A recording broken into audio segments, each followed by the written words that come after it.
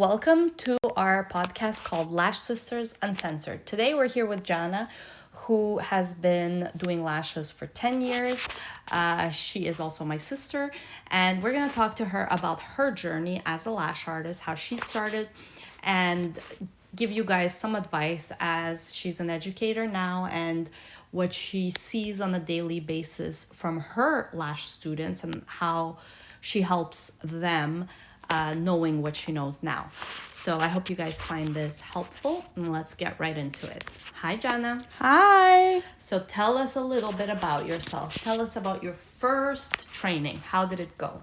So my first training, I've been doing lashes for about 10 years now. My first training, when I came around it, it was a fairly interesting experience because what happened is that I didn't really know what to look for when I was doing lashes. When I was looking into getting certified, I didn't know what I was looking for.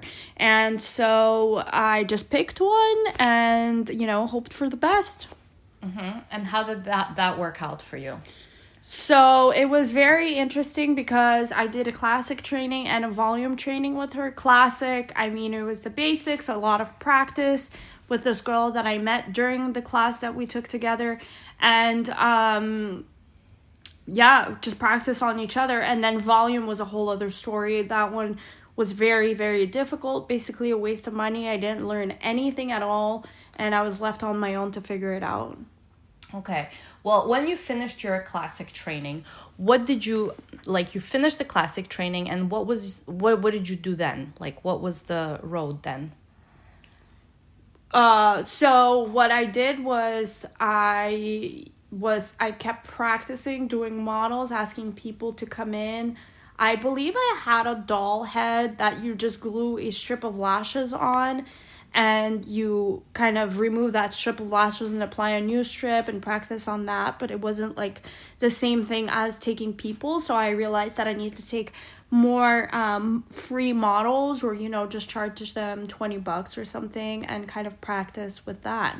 So how many models did you do during this entire time, you would think, when you were practicing? So from the time that I was practicing to the time that I took my volume course, and I was very confident in going into my volume course, about 30 to 50 models. So that was about 4 or 5 months, right? You practiced? Mm-hmm. Okay. See, and I think that's a very important thing now to kind of looking back, knowing what you know now. Because I think a lot of times, even students that you have that do a classic training, don't you find sometimes the expectations are they think okay, well, I've done my training now. Now, where are my paid clients? Where are the clients that are supposed to be coming on my door, knocking on my door and saying, here's the money, here's my money, do my lashes?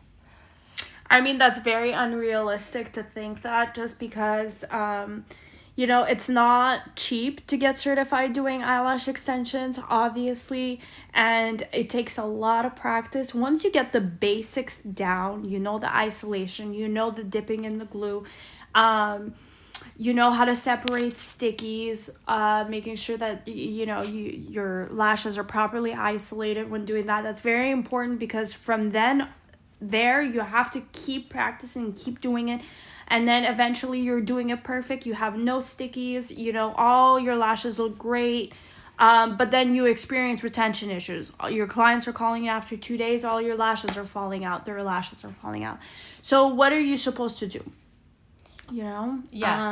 So that's the part where if you're just newly certified and you start taking new clients, how can you possibly expect them to necessarily okay, yes, they can pay you let's say a small fee, right? But if you're charging full price, let's say $80, even $100 for a full set, and their lashes don't last, then how could you justify that? And not only that, but also your timing, right? If it takes you 3-4 hours to complete a set, then how could you possibly charge a client full price, right? No, exactly. So it's absolutely impossible, it's not fair. First, your clients are not going to come back to you. It's not going to be as full versus someone that is charging $100 and have been experienced and has been doing this for 3, 4, 5 years. they're gonna go versus to someone that is more experienced for around the same price, if not just a tiny bit more.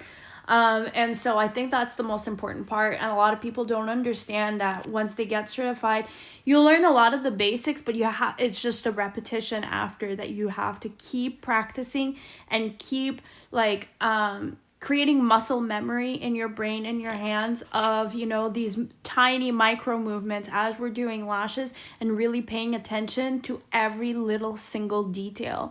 And people think, okay, that's it. Like, this is it. This is all there is. It's not all there is. There's a lot that goes into it. You have to pay attention to all of the little details. Yeah, and that's the only thing that you can do with practice, right? Like, because it's not like something that, it's kind of like learning how to swim or riding a bike. It's kind of like, okay, well, if I've shown you once how to ride a bike, and you've done it once, it doesn't mean you necessarily know how to do it. Or if you've read a book about riding a bike, it doesn't mean that you necessarily know how to do it. It means like you've been shown. But now if you want to actually be good at riding a bike, you actually have to every day go out and do it. And for some people, it might take them, a week. Others, it might take them a few weeks.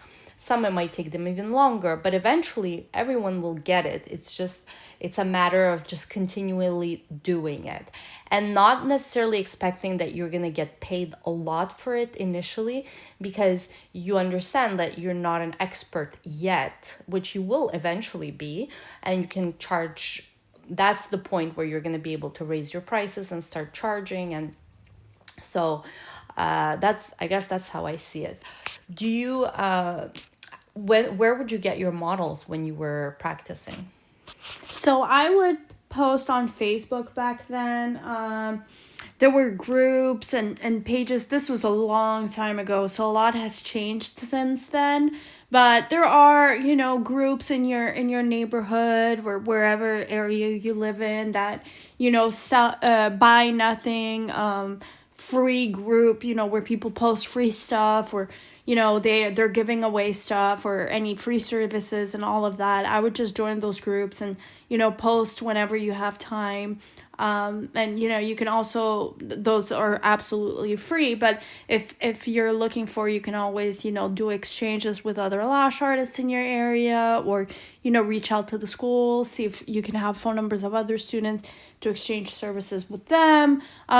Which schools are you talking about? Well, whatever education center that they went to. Oh, okay. To get certified. And there's so many different ways of doing it, practicing on family, practicing on friends, co-workers, everybody and their mother. So everyone wants lashes. Everyone. Free lashes. Exactly. And then what about when you did your volume course? How did that go?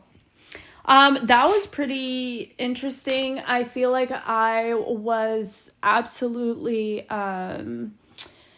disappointed with that course, just because I did not learn anything. I did not know how to do fans when I left. I asked the educator, like, what am I doing wrong? What am I doing with the lashes? Why can't I make a fan? She's like, oh, there's something wrong that you're doing. You're doing something wrong. But it wouldn't point out exactly what that mistake is. What am I, doing wrong? And she would show us. She's like, well, I can do it, and I'm like, okay, but that's not what I'm paying you for. I'm paying you for you to teach me. So, at the end of the day, it was pretty much a waste of time and money. So how did you learn finally? I had to go and learn on my own. I was watching a lot of videos online on YouTube. We didn't even have Reels back then on Instagram, or forget about TikTok. But we didn't. So I watched a lot of videos on YouTube. Even then, like, the tutorials weren't great. You just have to watch and kind of figure it out on your own. When I would get home, I would get the lash palette, pull out some lashes, and just sit there watching TV and just like practice doing fans. And at some point it just kind of clicked. But even when it clicked, I still decided to take another training, just because I felt like there was a lot of stuff I needed to learn and get more educated on. And was that helpful? That was definitely a lot more helpful. She was a lot more knowledgeable. I could tell that, she took it a lot more seriously. And so it was, yeah, like completely day and night, both experiments. Experiences. Well, it was also an experiment. It was also an experiment. That's funny. And then what are some things that you see, like when you see a student like for the first time, can you often tell if they're gonna be able to do it or not, like if they're gonna make it or not? Oh, 100%. And I would say 90% I'm right. And then what kind of things do you see in someone that you think like, okay, yeah, she's gonna make it, she's gonna be taking clients in no time and she's gonna be making money doing this? Like what are some characteristics that you see in someone like that? I would say that I can see that they're very interested. They're asking questions. They're just trying to be better. They keep they're really paying attention to everything I've given them as, instructions when they were starting off, and they're really paying attention to all the little details I told them. And if not, they ask me questions.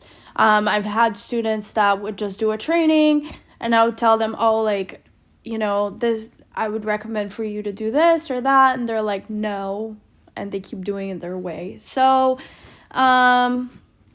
yeah, and I'm sure that person's still going to continue doing lashes, which is interesting, but versus someone that is not, they're not asking questions, they're not motivated. I can see it when they're doing lashes. They're just like, yeah, no, like they're not going to be doing it for much longer. Yeah, well, like what kind of things do you see? What do they do? They're just not motivated. I could see they're not passionate when they're doing it, and they're like, oh, can we switch? Can you do some? Can I watch you? But they just want a break. They don't want to really do any. And then like no questions about like the technical parts of it. Yeah, exactly. So there's no passion there. None. Right. And I'm not even gonna ask which kind of students you prefer working with. Yeah, I think that's fairly obvious. That's pretty obvious. And then what about like what is the last maybe tip or advice that you could give to someone that just been certified and they're still so new and they're like, oh my God, what do I do next? Like, where do we start? I would say that your next, really evaluate who you're going to go to as an educator. Ask, what are they going to teach you, especially in volume? How many techniques are they going to teach you of making fans? Are you going to do a live model? Or are you going to do a doll head? Are you, gonna get a kit? What kind of kit? Where are the products from? Do you get a certificate at the end? Licensing is a whole other, that's with your state board, but your certificate, is it a group setting or is it one-on-one? There's a lot of things to keep in mind. And when you're looking into getting certified, one-on-one undivided attention is mostly recommended. Live practice on a real person. Make sure you get a good kit from a good brand of lash products. That makes a huge difference. Just all those little things right there. And what about like once they're done with the training? Like what would you recommend? So I would recommend for everyone to keep doing models, keep practicing. If you don't have real live people to come in there and do their lashes, get a doll head and practice on that doll head just so you can really get those hours in of practice. So you really know what you're doing and you get more comfortable and then you get faster and faster at doing it and more confident, of course. Is that going to solve all their issues? Obviously not. There's still going to be retention problems. There's still going to be, they still might struggle like getting clients or not knowing where to get clients, but that's a whole different ball game, right? Initially, the whole point is just to get comfortable with the skill, and then the rest is going to come. The speed will come, the clients will come.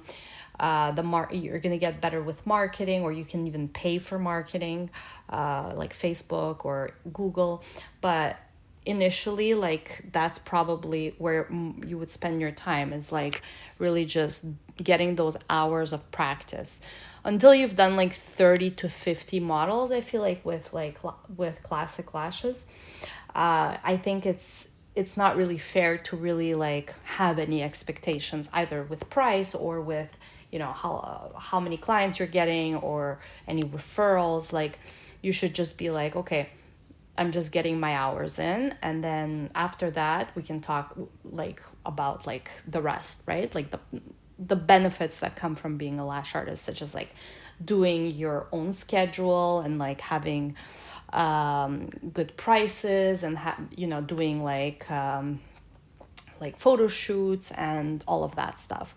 So I find like that's something that comes after. Like when you just get certified, like don't worry about like having your brand or having the colors of your brand or having the name of your lash business. Like all of those are great, but it's not something that you absolutely need to get started. What you absolutely need to get started is to get a model and start practicing. Do you have anything else to add? I just would recommend for everyone to just keep practicing and, stay motivated, watch videos, listen to the podcasts. The podcast. to our podcast. To everyone's podcast. Everyone's podcast. Just, don't give up because everything comes with a lot of hard work. Awesome. Well, thank you guys for listening and tuning in, and we'll see you guys in the next episode.